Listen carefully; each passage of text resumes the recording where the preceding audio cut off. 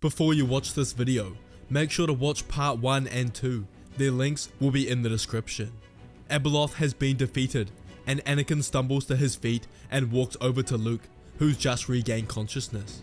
He wants to follow after that man, but knows he doesn't have the strength. Together they head back to their ship and the capital Coruscant.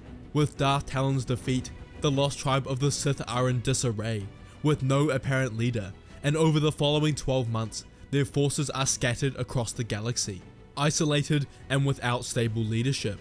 The war is essentially over, and Anakin's empire regains control over its lost territory. However, what Anakin didn't know was that within his own empire, rage and hatred was slowly brewing inside one individual, Leia Skywalker. Leia underwent horrifically painful surgery following her injuries, but it was successful, and she managed to regain full control of her body. However, the pain remained, and she was in constant turmoil due to her injuries. The Skywalkers were not true Sith, as they still implemented some Jedi philosophy. However, Leia's pain caused her to begin completely venturing down the dark path. This is where the Shadowed Man, who assisted Anakin in defeating Abeloth, began to manipulate Leia, showing her dreams of darkness, steering her down the dark path, and entrenching the hate and desire of a Sith within her. This went on for weeks, until he deemed she was ready. She craved power and an empire for herself. One night, whilst Leia was asleep, she continued to have dreams guided by the Shadow Man, until he himself showed up in one of them. Leia was thrust wide awake to find the shadowed figure in her room. Leia ignites her saber and asks the man who he is, who boldly proclaims his name is Darth Plagueis, the Dark Lord of the Sith, and has an opportunity for Leia. He tells her he knows she's been dreaming of power, control, and having her own empire, and he can give this to her, but only if they work together can they overpower Anakin and she can claim everything for herself. She is unconvinced by his statements and throws her lightsaber towards him. However, it goes straight through. He tells Leia he is not actually there, but has projected his presence through the Force, a trick he used to fool her father. Now Leia has no doubt of his power. Projecting himself for this long and this realistic is only something her father could do. She asks for his history, and Plagueis tells her the grueling tale. Decades ago, his apprentice, Darth Sidious, whom Leia had been told about, attacked him in his sleep, frying his body with Sith lightning and choking the life out of him to death. Or so he thought. His apprentice Sidious was oblivious to the fact that he'd surpassed death, achieved the ability to manipulate his own midichlorians and bring himself back from the brink of death. His apprentice left him scarred and deformed, but alive. He focused on his hatred and strength in the Force to slowly rebuild, but he knew it would take time, maybe even decades, to restore the power he once had. He left the known galaxy and ventured to wild space, where he discovered various bands of Sith, all at war with each other, with no unifying leader. He conquered the various tribes of Sith, who were amazed at the power of this being and deemed him King of the Sith. He united the clans, shared some of his power, and built up their forces and plans for his revenge. When he returned, his apprentice Sidious had failed, overthrown by Anakin Skywalker, but this didn't change anything. He sends a small portion of his army, led by Darth Talon, to test Anakin's strength, and he now understands his full capabilities. However, he tells Leia her father and brother are too strong in the Force for him alone, and he needs her help, and together they can overthrow him. And if she does this, he can give her an empire and everything she's ever wanted. Leia stops and thinks on this. She wants all power for herself and her children, even if that means taking over her family. Plagueis might be the only way to defeat her father, and decides she will join him and pledges herself to help Plagueis. He tells her to come to them in wild space to bring her family, where they will prepare for their first assault. Leia stands in front of Plagueis' Sith Council and discusses the intricacies of Anakin's empire. This knowledge is priceless, and Plagueis comes up with their first strategy. To compete with Anakin's empire, they need a Death Star of their own. They plan their first assault on the Death Star, found outside Hutt space, and Leia leads the attack. They came out of hyperspace to Anakin's unsuspecting forces, who were heavily undermanned and quickly overthrown. They successfully reach the Death Star, and Leia travels to the data center, where she has authority to override all pre-existing commands and successfully gains control of the Death Star. The Death Star takeover is reported to Anakin, who's told there are eyewitnesses' accounts of Leia killing his troops and taking control for herself.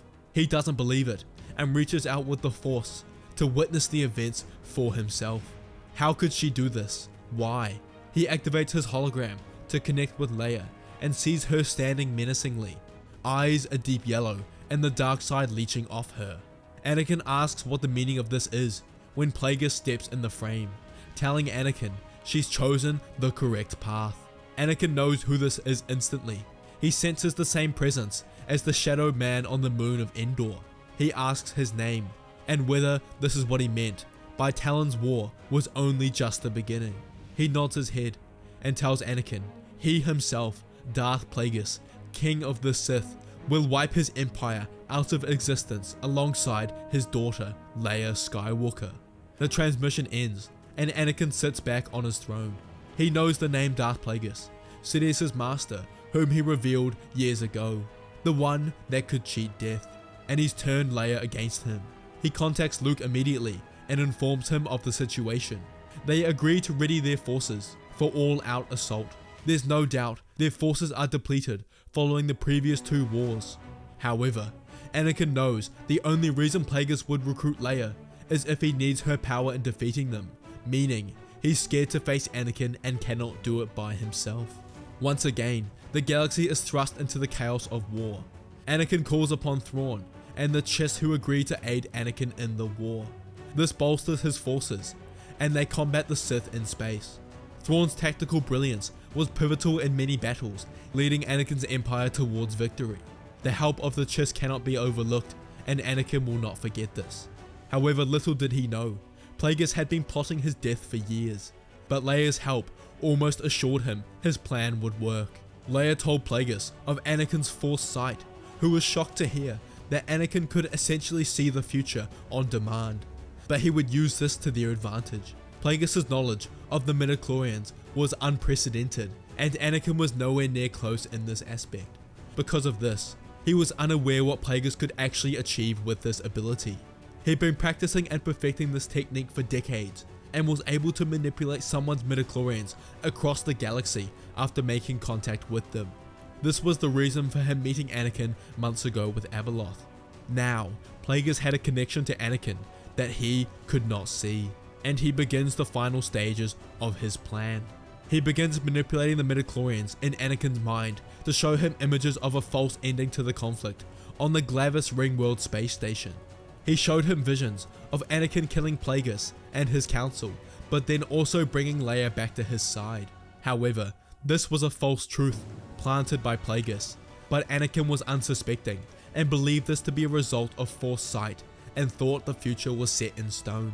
After Anakin saw this, he became more confident in battle, thinking his empire's victory was assured and inevitable. Plagueis continued to manipulate Anakin's midichlorians, and this had the desired effect. When Anakin was told that Plagueis' forces were moving towards Glavus Ringworld Station, he grew joyous and hopeful that the end of the war was near. Plagueis' forces successfully overtook the space station, and Anakin assembled his entire council alongside Luke to face them. He knew Plagueis was on board with Leia and his own council, but this battle would be the end of the war with his victory, or so he thought. He enters the station and heads towards the command center, an open room where he can sense his daughter, Plagueis, and his council inside. Luke leads the squad, followed by the council and Anakin's looming presence behind them. Luke destroys the outer wall to reveal their enemies inside, and sees Plagueis and Leia staring back at them. They continue to walk forward towards them, and Anakin is confident he cannot stop smiling. Victory is his, until he stops in his tracks. Luke and his council turn back to look at him, but Anakin cannot move in further. An invisible shield is keeping him out. He continues to press against it, using the Force, but is unsuccessful. Luke comes next to him and finds he cannot leave, no matter how much force he puts into it. Anakin is trapped outside, but Luke and the council are trapped inside. They both turn to Plagueis, who is in hysterics. He explains what's happening, who points to the Force priestesses in the back of the room, who are chanting in an ancient Sith language. They've conjured a veil around the room with one purpose: to keep everyone in and Anakin out alone. He tells Anakin he'll have to watch as he decimates his elite forces and his own son Luke from the galaxy. The fight begins and both sides clash. Anakin's council is filled with extremely strong Force users, but they've met their match on Plagueis' side. Anakin is forced to watch as his council members are chopped down one by one, but his greatest pain comes from witnessing Leia attack Luke with a murderous intent. He watches as Plagueis coaches Leia through the battle, building up her rage and hatred and elevating her power. He can tell they've trained for this and focused on Luke's weaknesses. Anakin trained his son himself and is hopeful he'll succeed until he senses it in the Force. Luke's left an opening and Leia capitalizes, thrusting her blade through Luke's abdomen and into his chest as he collapses to the floor, lifeless. Plagueis looks joyous as Leia stands over her brother, victorious, as she looks down to see a red lightsaber piercing her own chest as she also falls to the ground, lifeless, and Plagueis stands behind her, lightsaber drawn and ready for the upcoming onslaught. Plagueis had killed Leia. He knew defeating Anakin in combat would be no easy task, and thus he had to set Anakin off emotionally to get him off balance, and knew this could only be done through the death of both of his children. Anakin's eyes grow wide in shock. How could this happen? Both of them dead. The memory of his wife, Padme, gone. He doesn't feel sadness, but blood-boiling rage towards one man, Plagueis. He puts his hand on the veil and concentrates all his Force energy onto it, vibrating it and hits it with a bolt of Force lightning, cracking it like glass, and wastes no time in attacking Plagueis. The duel between them is majestic, and the level of skill in the Force displayed is glorious. To an outsider, all they'd see are blurs and clashes of light, but there had to be a victor. They both propelled themselves to levels they didn't think possible, harnessing every inch of the Force they had. But Anakin had something Plagueis did not. He was the chosen one, and the Force itself backed him. He began advancing on Plagueis and called for the Force's help directly, as he does when using Force sight. No other Force user could do this, but Anakin alone. He commands them to help him directly, this time, and lend him their true strength, rather than just a snippet. Anakin feels a surge in power, as he feels the Force grant him this. He begins to float, and emit a golden glow, as Anakin is channeling the Force in its purest form. Plagueis stands there, stunned, as Anakin no longer looked like a mere man, but a god, and knows his time is coming to an end. Anakin advances, and Plagueis cannot keep up with his newfound power, and falls to the blade of the chosen one, Anakin Skywalker. He rushes over to his children, but cannot sense any life in them. Tears begin to trickle down his face. How could he let this happen? But he still has hope yet. He places one hand each on Luke and Leia, and channels the pure Force energy still within him. He uses this power to transfer his life essence from himself to Luke and Leia, and manages to reignite the spark of life within them. He smiles as they regain consciousness and begin to sit up. Leia begins to apologize profusely to both Anakin and Luke, as she begins crying herself, asking how she could be manipulated so easily. Her father taught her better than that. But Anakin pulls them close together and tells them no matter what to never forget they are Skywalkers and Skywalkers first. Nothing else matters, and to always stay together. Anakin tells them to promise him, and they both nod and agree, which puts Anakin at peace as he falls onto his back, life slowly leaving him after he transferred his entire life essence to his children. They stare down at him, shaking him and wishing for him to come back, but his vision continues to fade to black. Is this it? Is this the end? Have I finally found death?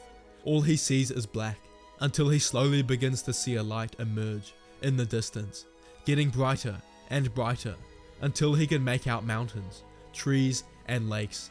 They all come into focus, and he knows where he is, Mortis. He looks around and sees a light descending from the sky, the Force ghost of the father, who tells Anakin His true job has just begun, to fulfill his role as the Chosen One and maintain balance in the Force. Thanks for watching. I hope you enjoyed this trilogy. I put a lot of effort into getting it out so fast for you guys. I appreciate the continued support and can't wait to release some bangers during the Ahsoka show. Let me know your thoughts in the comments, and may the Force be with you.